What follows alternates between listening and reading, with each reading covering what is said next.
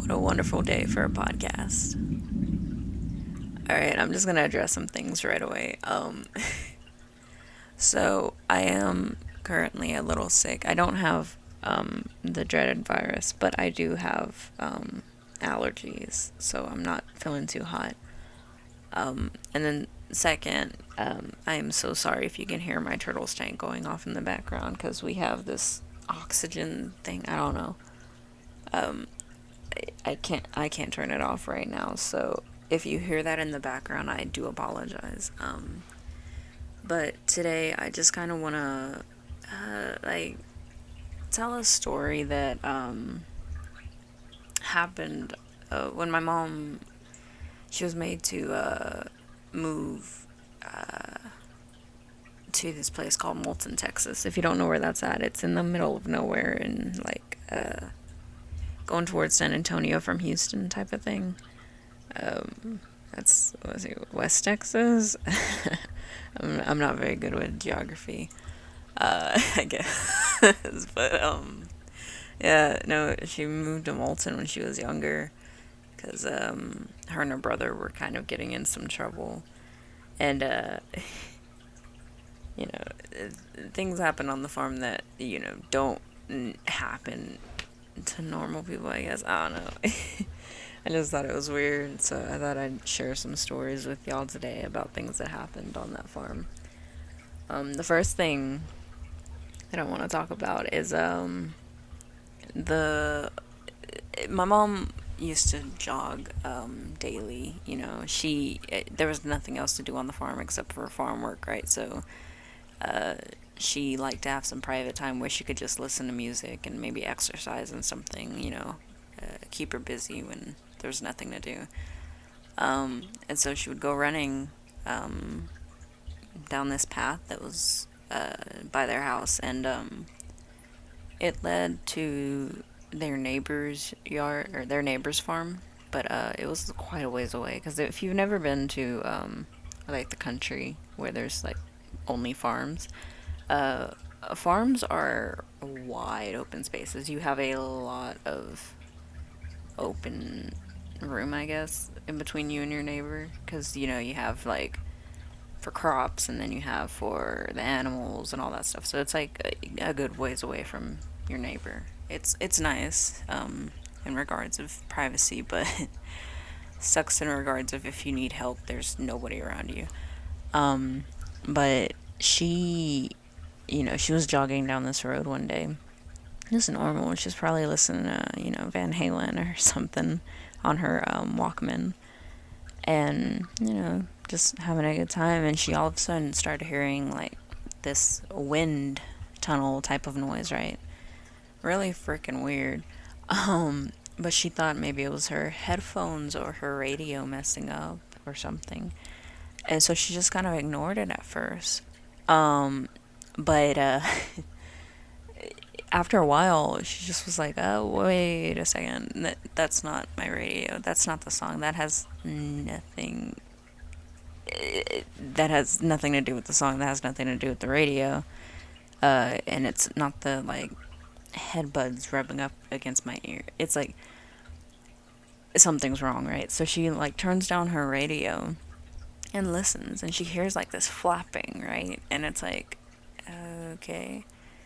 And every time, like, she would pause, kind of be like, "What is that?" Looking around, right? I don't know why she didn't look in the air first, because if I hear flapping, I'm thinking big bird or you know pterodactyl or something. I'm gonna look up and be like, "Whoa," But she was looking around her, and she didn't see anything, of course, because she didn't look up, and so she just kind of walked a little bit further, and she heard it again. And she was like, "Okay, what the hell?"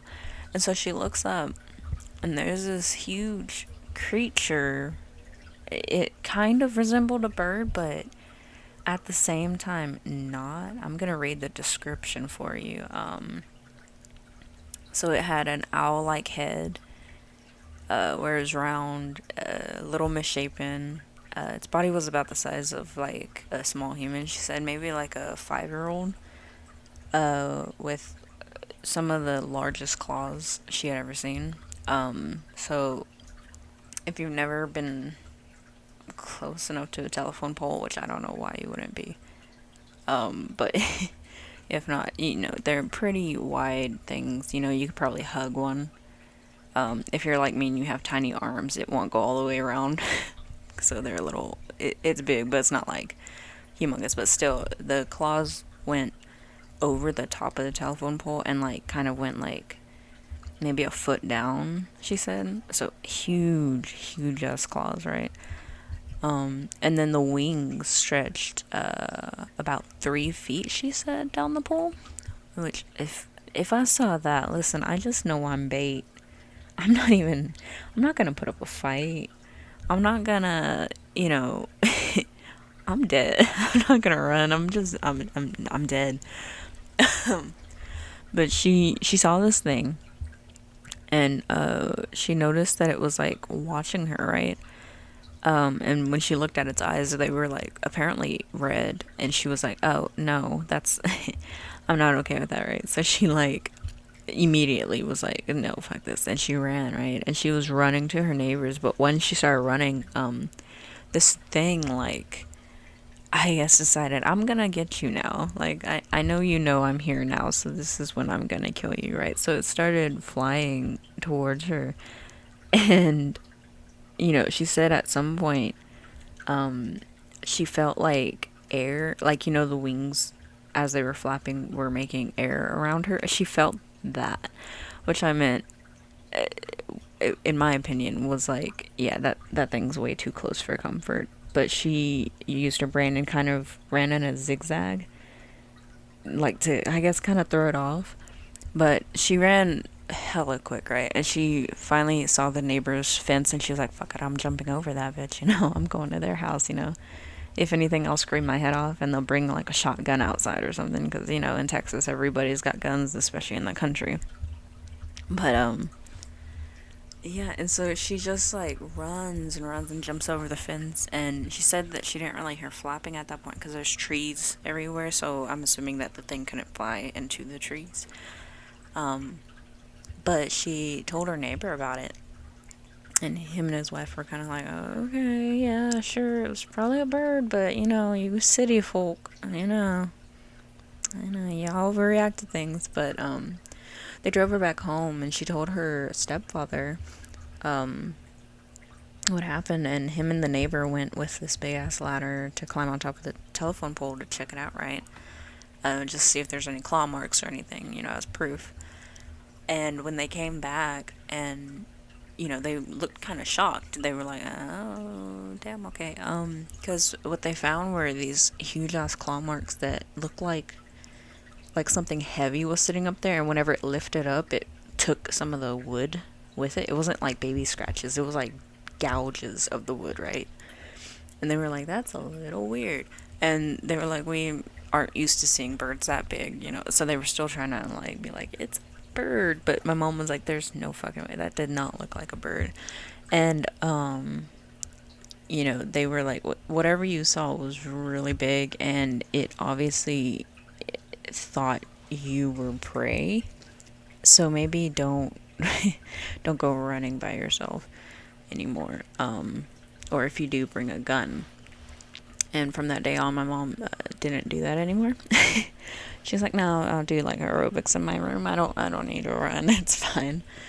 But a few years, or like a year ago, we randomly came across this bird, and she said that's the closest thing that she had ever seen to the bird that she saw, even though it's not exact. And the noise that it makes is not a, it's not what she heard, right? But the bird, if you want to check it out, let me see. It's called a harpy eagle. These motherfuckers are creepy as hell, dude. When I first saw it, I was like, Mom, this thing's the size of a human. Is this what you saw? And she looked and she's like, that's pretty close to what I saw. And there's specifically this one photo of it. It was like sitting up in a tree, and it's got like these two things hanging out of his head. It's obviously feathers, but I'm stupid. And I'm like, antenna. But it looks so. It looks like if you took a human and like put him in a owl costume or something. Like it's so freaky. But that's basically what she said that it looks like.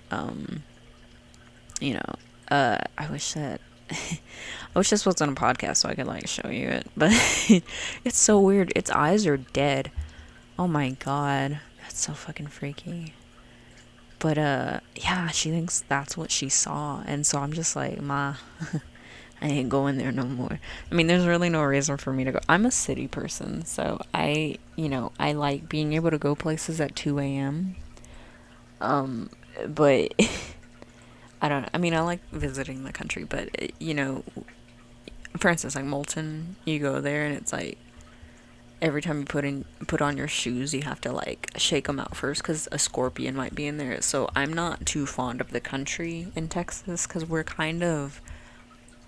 like if Australia was if Australia was in the United States, it would be Texas because we have all these deadly ass animals that just kind of find their way into your house, and it's like why? Like I know my mom would talk about like swimming in the lake that they made, a man-made lake, right? And somehow like they didn't put these things in there, but water moccasins literally found their way into that lake. So it's like Texas is weird, dude. I'm gonna be honest, I'm not surprised if the harpy eagle is what my mom saw, but she said that the noise that the harpy eagle makes is too like high pitched, I guess, for what she heard, because she said it sounded like a deep, like if a man was imitating a bird, like man voice, like kind of like what my voice is doing right now, I guess, but like like a deep masculine voice, right? She said if they were to scream at that pitch, that's what it kind of sounded like, which is freaky as hell. And we've never figured out what it is. Like it happened and nothing came of it. Like it was like, oh, yeah, you saw it? Cool. Alright, let's not talk about it no more, right?